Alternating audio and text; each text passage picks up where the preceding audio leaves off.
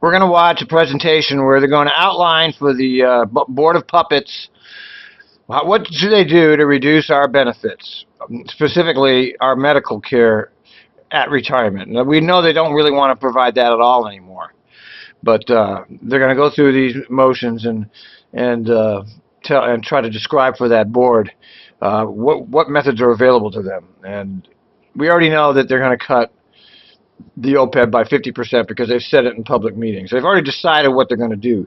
This is just another charade to make it look like they're making a decision, which is what our government is great at, these charades. So anyway, listen to this presentation. Eligibility change, what do you do? Some of changes, which is in some ways the easier one to do because it doesn't impact anybody that's working today, is, okay, future new hires, sorry, we're just not going to give you this benefit. Under the theory that at least you have a working career to try to figure out how you're going to pay for this benefit.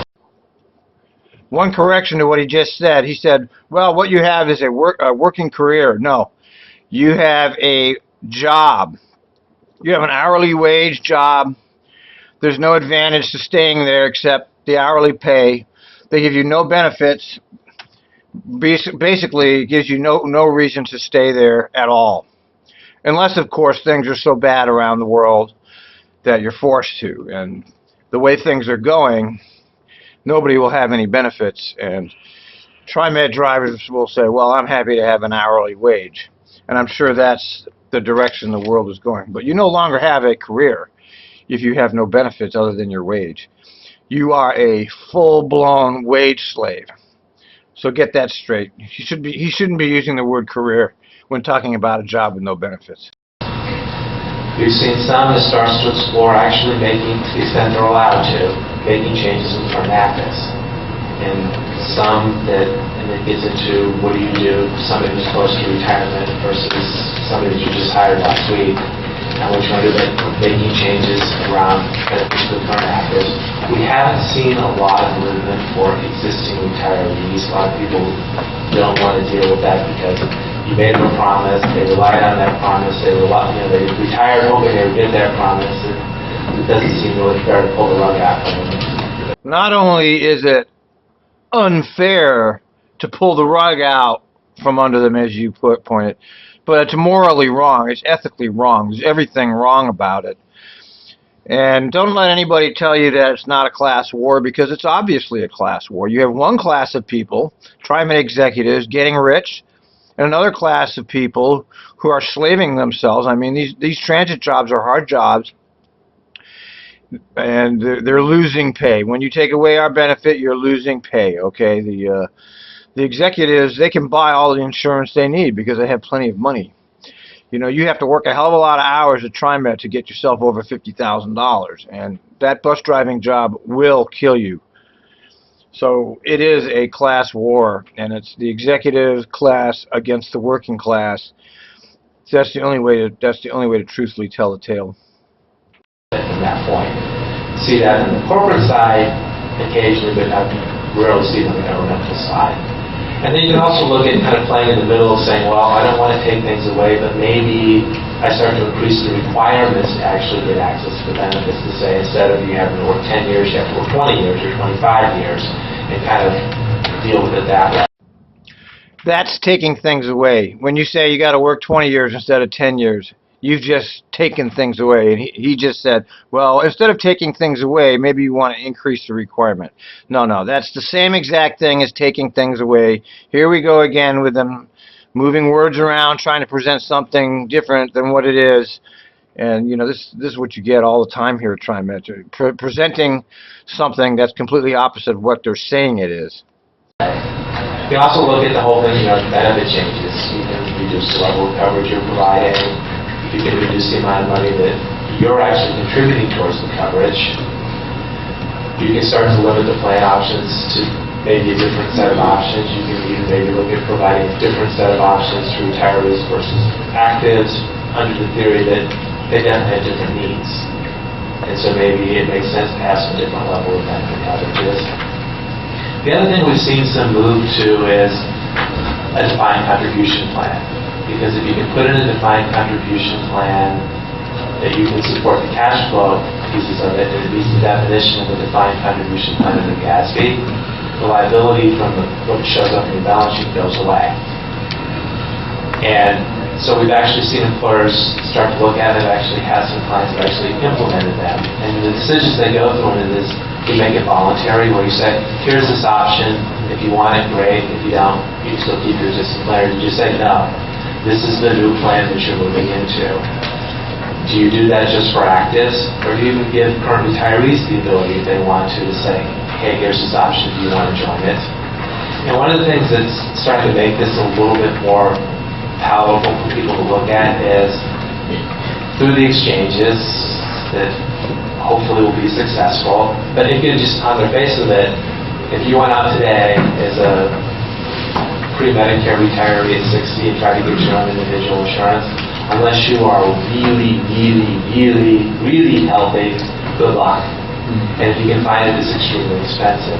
The plans now, because of the rating restrictions, those plans actually are a lot more affordable. So therefore, there are more options. And arguably, particularly, we've seen with some governmental employers, because their existing plans really don't address the retiree who may want to move someplace else. This may actually be a good option that they have available. But for some reason, I want to retire to Florida, or I want to retire to Arizona. I've got something that I can use. And I kind of want to close with a real-life example of the process that I was involved with a governmental employer that had an annual pay-go cost of about $50 million a year. As part of this analysis, they also determined that they actually could afford to divert an additional $20 million to help pre-fund the benefit going forward in the future. And their long-term commitment was that we could probably afford to increase that $70 million by 3% a year in the future. So it's kind of, that's what we can afford to do to provide this benefit.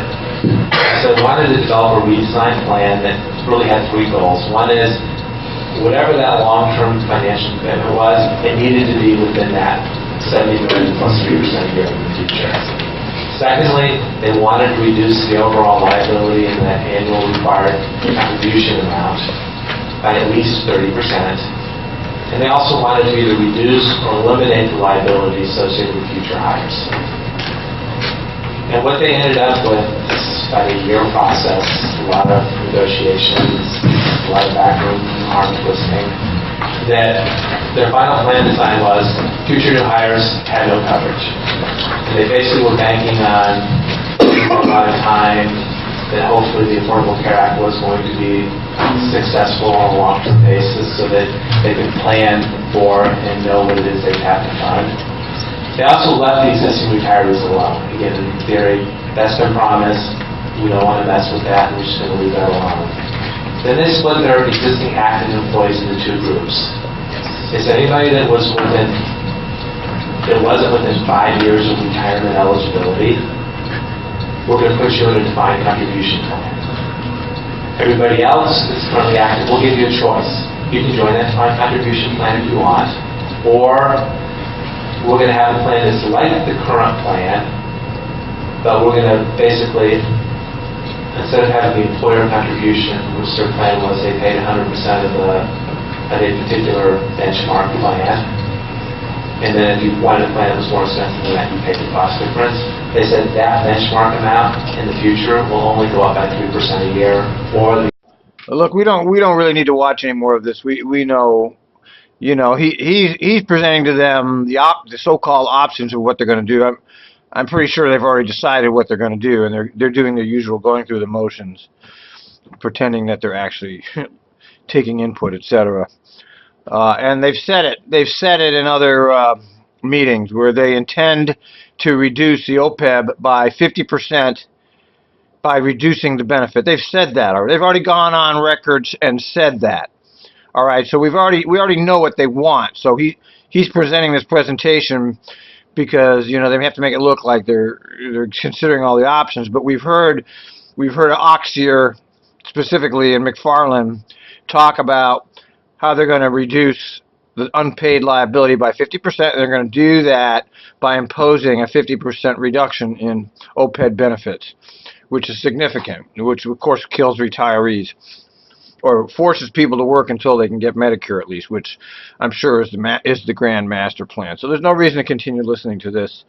Um, yeah, it's pathetic because what you see here is the elite deciding for the rabble, the masses. Those are the elites sitting at the table, talking and listening, and the masses are outside there, and they're not going to make part of this decision, even though they're going to pretend that they're going to be included. It's a fake. And this is what you see. You see one class, the class of people listening to that presentation, and the class of people making the presentation, deciding for the class that's lower what's going to be for them. And it's a sad state of affairs that Americans all accept this race to the bottom. It's not only Americans, but Europeans even. It's a sad state, and all we can really hope for is like the entire banking system to fail, which I'm personally hoping for, because that will eliminate a lot of this right there.